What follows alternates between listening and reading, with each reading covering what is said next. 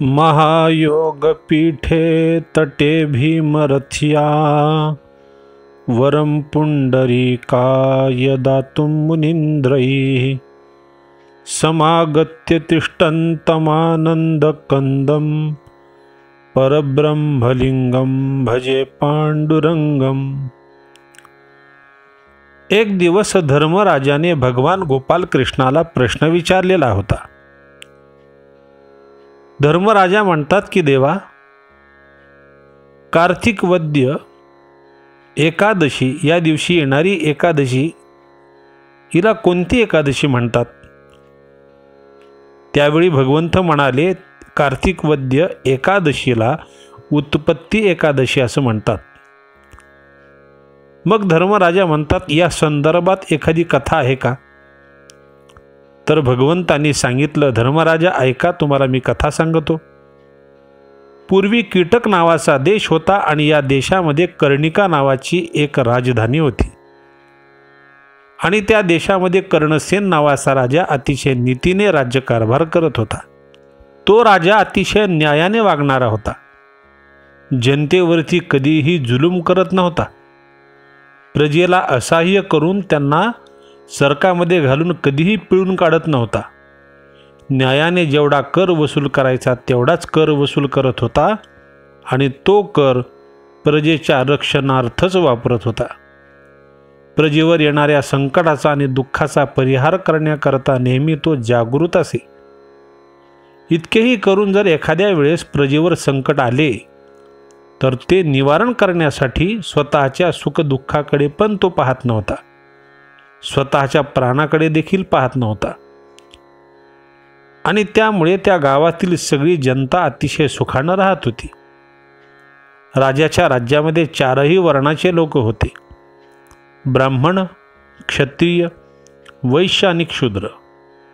हे सगळे एकमेकांशी अतिशय आनंदाने राहत होते, धर्मानुसार चालत होते। राजाच मुळात चांगला होता, त्यामुळे जनतेला सुद्धा त्या पद्धतीने वागावं लागलं आणि शास्त्र असं सांगतं, यथा राजा तथा प्रजा। ज्या पद्धतीने राजा वागत असतो त्या पद्धतीने प्रजेला देखील वागावं लागतं मंडळी। अतिशय सुखानं राज्यकारभार राजाचा चालू होता आणि त्याच कर्णिका नगरीमध्ये एक सुदामा नावाचा ब्राह्मण होता। ब्राह्मण अतिशय विद्वान होता, पण दारिद्र्य अवस्था होती। 18 विश्व दारिद्र्य घरामध्ये नांदत होतं, त्यामुळे घरामध्ये दारिद्र्य असल्या कारणामुळे ब्राह्मण अतिशय दुःखी होता, पोटाला खायला देखील अन्न पूर्ण मिळत नव्हतं।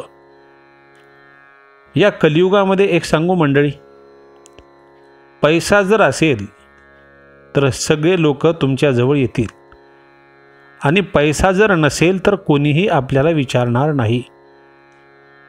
कलियुगामध्ये भगवंताने थोर केला पैसा, पैसा एवढा मान कशाला, नाही रे राजसा। बरा अथवा बुरा आणि दोन्ही पैसा वाचोनी आणि पैशाच्या योगाने माणूस बनतो गुणवान। जवळ असला पैसा त्याचा जगात सन्मान आणि जवळ नसला पैसा त्याचा जगात अपमान। गरिबी फार कठीण असते मंडळी। हे सुदामा नावाचे जे ब्राह्मण देवता होते त्यांची गरिबी फार कठीण होती, पोटभर खायला अन्न सुद्धा मिळत नसे, त्यामुळे कधी कधी उपवास करावा लागत असे।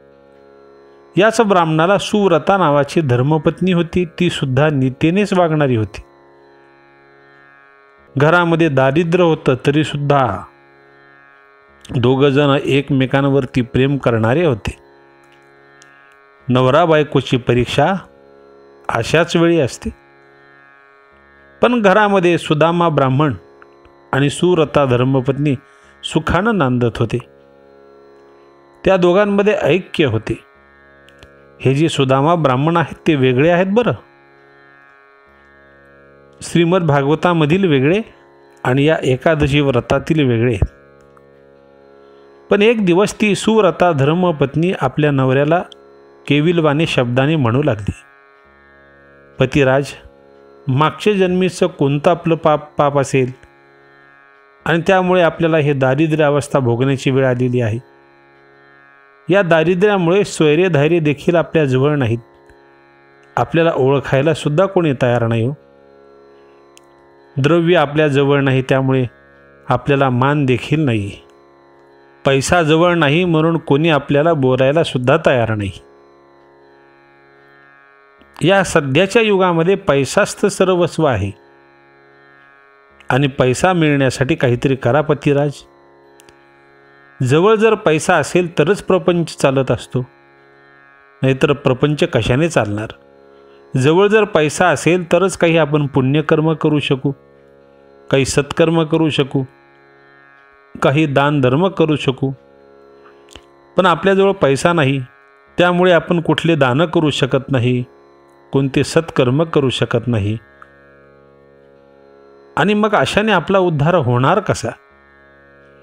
आपल्या धर्मपत्नीचे ते शब्द ऐकल्यानंतर ब्राह्मण देवता बोलू लागले, अगं सुव्रते, नशिबामध्ये जितका पैसा आहे तेवढाच पैसा माणसाला मिळत असतो. पूर्वजन्मात आपल्या हातून काही पाप झाला असेल, पण हे दुःख आपल्याला तर भोगावंच लागणार. आपल्या जर नशिबामध्ये संपत्तीच नसेल तर त्याला कोण काय करणार आहे. कष्ट करण्यास आपण दोघंही जण तयारच आहोत. आणि जरी आपण अधर्मानं पैसा कमवला तर तो कितीक दिवस टिकणार आहे ग. अधर्माचा पैसा जास्त दिवस टिकणार नसतो. अशा पद्धतीने या दोघांची चर्चा चालू होती आणि त्याच वेळेला त्यांच्या घरामध्ये नारदाची स्वारी येती झाली. श्रीमान नारायण. नारद आले. या दोघांनी नारदाला नमस्कार केला. संतांचे दर्शन झाल्यानंतर सगळं काही त्रिताप निघून जात असतो हे त्या दोघांना माहिती होतं. त्या दोघांनी सुद्धा नारदाला नमस्कार केला आणि प्रश्न केला, नारदा, आमचे दारिद्र्य नष्ट होण्यासाठी काहीतरी उपाय सांगा आम्हाला. त्या ब्राह्मणाचे शब्द ऐकल्यानंतर नारदाला सुद्धा दया आली आणि नारद बोलू लागले, हे ब्राह्मण देवता, एक सोपा उपाय मी तुम्हाला सांगतो, तुम्ही तो करा, नक्कीच तुमचं सगळं दारिद्र्य नष्ट होईल.